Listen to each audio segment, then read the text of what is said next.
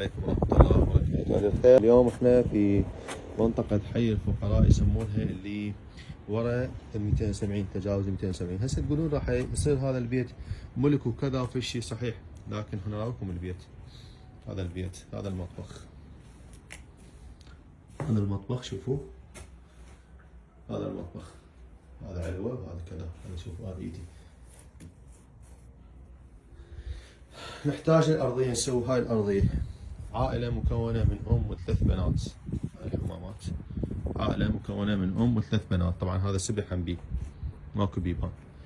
ثلاث بنات ويا الأم زوجها هاجرها، يعني صار له كل شيء هو ما واصلهم، متزوج ثانية ورايح.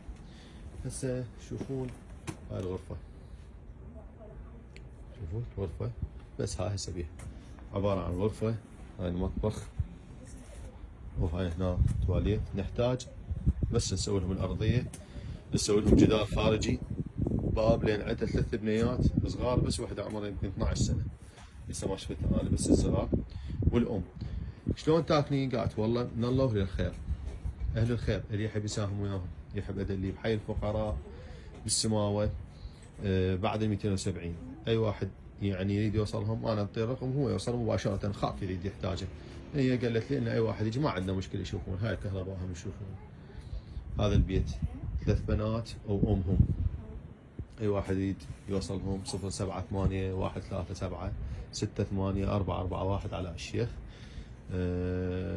بس 078 13 441 على الشيخ. شوفون حتى توصلكم لهنا لهذا المكان، وتشوفون المكان وانتم احكموا، انتم احكموا كيفكم. بعد ابدا بس مجرد شغله طنين اسمنت وشغله بلوكات، ونرتب الوضع انه نبني لهم ونرتب لهم، والفلوس العمل بس.